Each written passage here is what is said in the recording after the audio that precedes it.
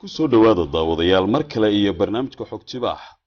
oo aad uga barateen telefishinka qaranka Soomaaliland toddobaadkiiba in aanu idinka soo baahino waqtiyadan oo kale. toddobaadkan waxaynu isku dul taagi doonaa si kooban ugu milicsanaynaa barnaamijkeena xogtibaax khayraadka iyo dabeecadda gobolka Sanaag iyo hodantinimadiisa. gobolka Sanaag waxa guud ahaan badka Soomaaliland uu ka noqonayaa 8% kaasi oo macnaheedu yahay in uu yahay gobolka ugu baaxadda weyn ama ugu ballaaran marka la eegayo juqraafi ahaan Jamhuuriyadda Soomaaliland.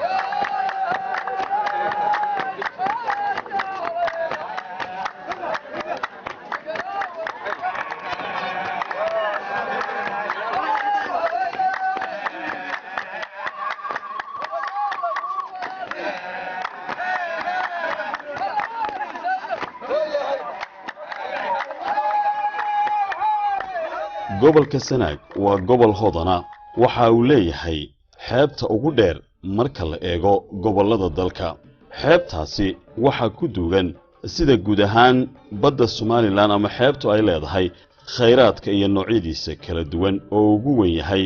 khayraadka kalluunku kaasi oo degmooyin iyo magaalooyin fara badani ay ku teedsan yihiin xeebta dherersan ee gobolka Sanaag. gobolka Sanaag sidoo kale waxa uu hodan ku yahay dhinaca xoolaha nool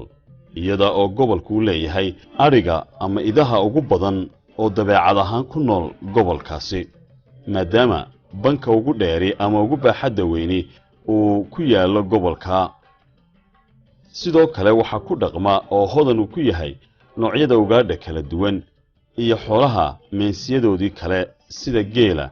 oo isagana uu ku dhaqmo ama hodan ku yahay.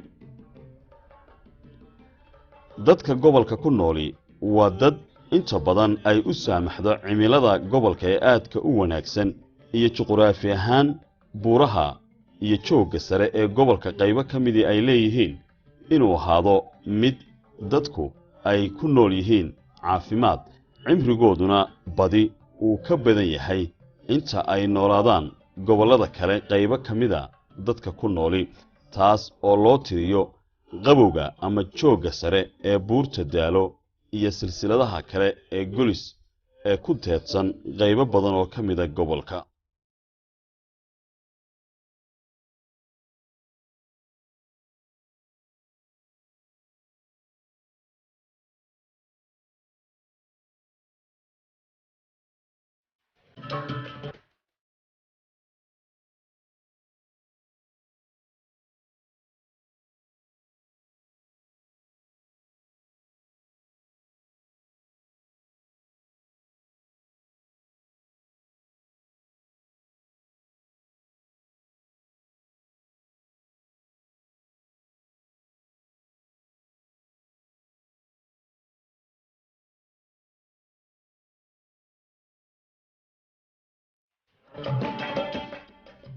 gobolku waxa kale uu hodan ku yahay ama gobollada kale ee dalka uu kala mid yahay dhinaca macdanaha iyo khayraadka dabeecadeed ee ku duugan ciidda in uu gobolku leeyahay. gobolka Sanaag waxa kale oo caan uu ku yahay dhinaca wax soo saarka beeraha. khudaarta geedgaabka ee gobolkaasi ka soo baxda waa mid ay tayadeedu sarreyso, waana mid inta badan si dhaqso ah ugu soo go'da dadka deegaankaasi, walow dhibaatooyin fara badani ay haystaan horumarinteeda. tusaale ahaan baradhada, basasha, kaabajka iyo geedgaab kale oo fara badan ayaa waxa ay ka waaweyn yihiin ama aad uga duwan yihiin korriinkoodu iyo weliba dhadhan ahaan marka loo eego qaybo badan oo ka mid ah gobollada kale ee dalka, taas oo ay saamaxdo sida dadka aqoonta leh ay tilmaamaan biyaha iyo ciidda hodanka ama ku wanaagsan wax soo saarkaasi khudaarta kala duwan. waxa weeye waa dhulka wax soo saarka beeraha, miraha, galleyda ka baxda, kaabashka, muuska, canabka,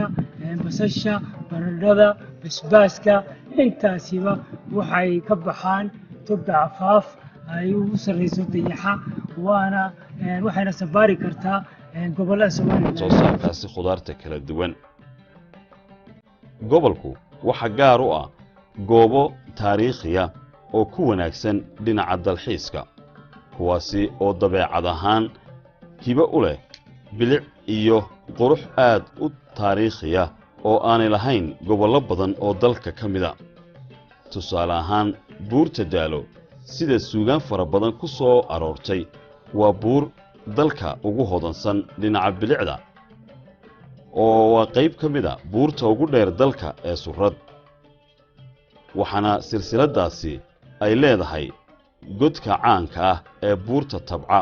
ama dawga caanka ah ee buurta Tabca, xidhiidhiyana degmada Maydh ee xeebta gobolka Sanaag iyo caasimadda gobolkaasi ee Ceergaabo. imika waxaanu ku sii jeednaa magaalada Maydh ee xarunta oo ka mid ah gobolka Sanaag, magaalo xeeboodooyinka ku yaala ama degmooyinka gobolka dhinaca xeebta teedsan. marka la eego Laasqoray, Waqdariya, magaalada la yiraahdo Maydh, Xiis, Shalcaw ilaa Ceeldoreed iyo halka laga gaarayo Berbera, waa xeebtii Soomaaliland oo gobolka Sanaag.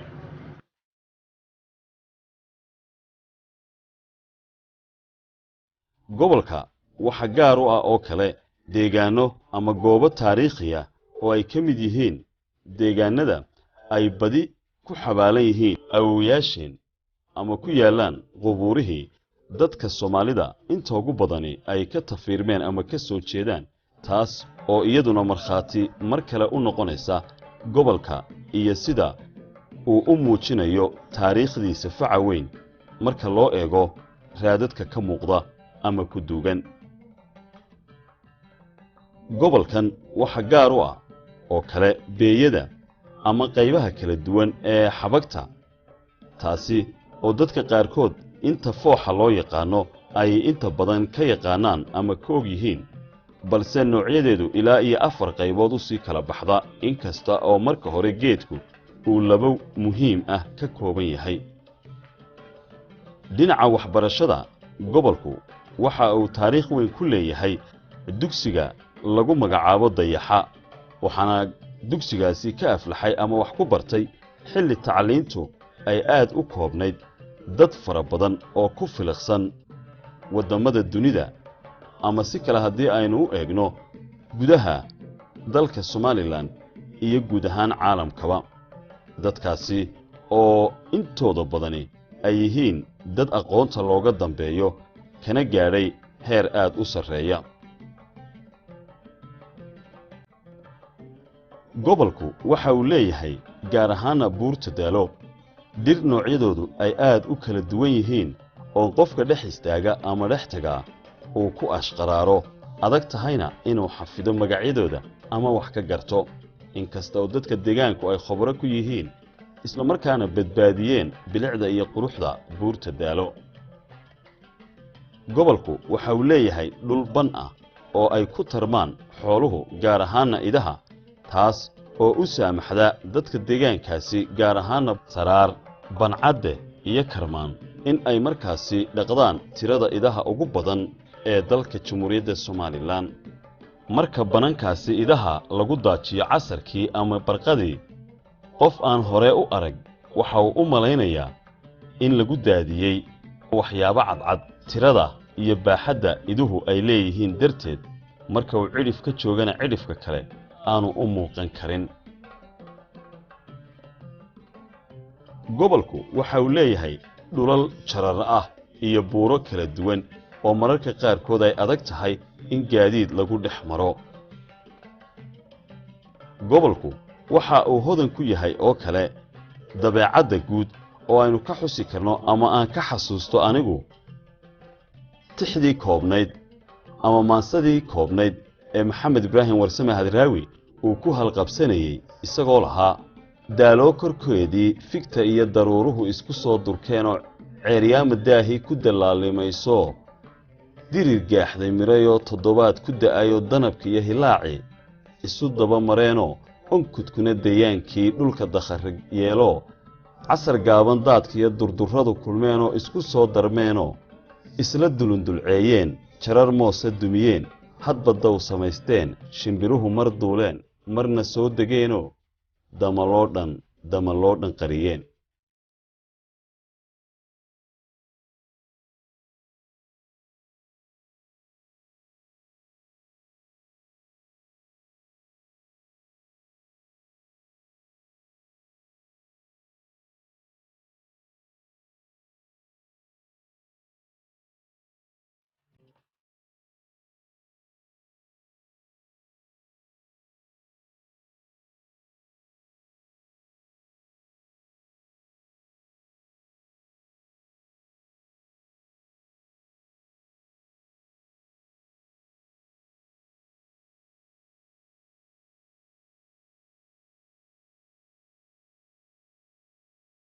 kolley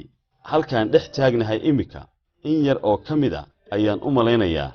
in ay dhirta buurta daalo hodanka ku tahay ay agtayda ka muuqato.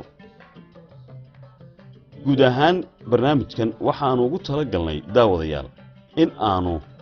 qadar yar ku milicsanno oo aanu idinka xasuusinno gobolka iyo sida uu u eg yahay. laakiin barnaamijyada xogtibaax ee toddobaadyada soo socda waxaa barnaamijku idiin ballan qaadayaa in aanu ku soo qaadanno marba dhinacna ka eegno hodantinimada iyo khayraadka sida kalluunka, beeyada, beeraha iyo wax soo saarka, cawda iyo noocyadeeda kala duwan oo weli gobolka laga isticmaalo, isla markaana habluhu inta ay gaadiid sida dameeraha iyo awrtaba soo kaxaystaan habeenna u dhaxaan si ay markaasi cawdaasi ay u soo gurtaan, kadibna ka sameeya saliyo ay dadku kaga maarmaan mid ay dibadaha ka soo dhoofsadeen. waxa kale oo barnaamijku isul taagi doonaa qaybaha kala duwan ee gobolku uu hodanka ku yahay iyo dabeecaddiisa la yaab kale iyo goobo badan oo taariikhiya iyo weliba dugsiga imika aynu barnaamijkan si kooban ugu soo dulmarnay ee Dayaxa oo isagana aan idin dhex geyn doono. guud ahaan barnaamijyadaasi waxay noqon doonaan kuwo aad kala socon doontaan barnaamijyada xogtibaax iyo toddobaadyada soo socda haddii Allaha awoodali uu raalli ka noqdo. gobolku waa gobolka baaxadda weyn ee aynu tilmaannay. degmooyinkiisa faraha badan ee gobolkaasi uu ka kooban yahayna waa kuwo aad u kala gedisan cimilo ahaan iyo sida gobolka degmooyinkiisu ay uga kooban yihiin qaybihii kala duwanaa sida bannaanada, buuraha iyo togaga aan go'in iyo haddana qaybo kale oo xeeb ah kuwaas oo aan iyaga roobku aad ugu badnayn ama ku yar yahay. haddaba inkasta oo gobolka Sanaag aynu si yaroo kooban ugu dulmarnay inaynu soo bandhigno hodantinimadiisa, yahayna gobolka keliya ee kulmistay afarta rukun ee dhaqaalaha dalku uu ku taagan yahay, inkasta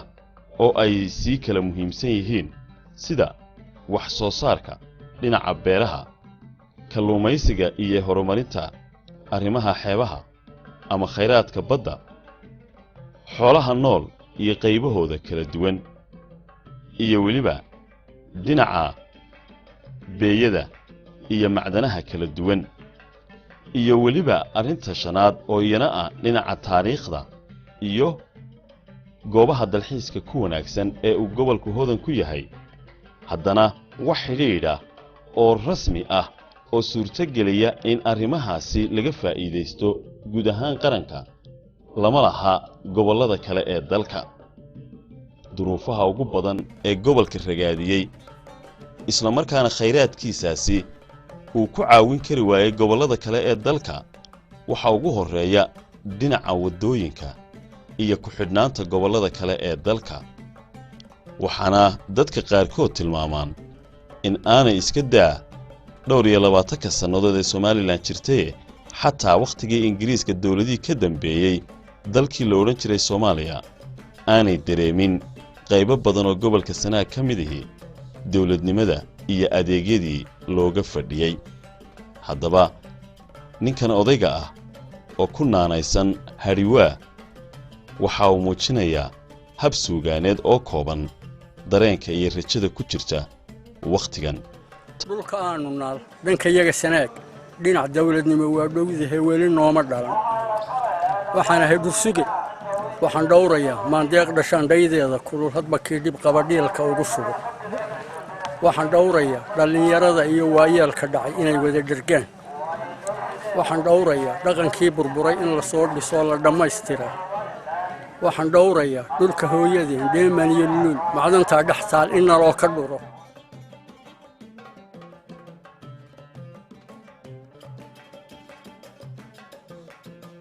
toddobaadkan barnaamijka xogtibaax qadar yar oo kooban ayaan jeclahay in aynu isku dul taagno ama aan idinka daawadsiino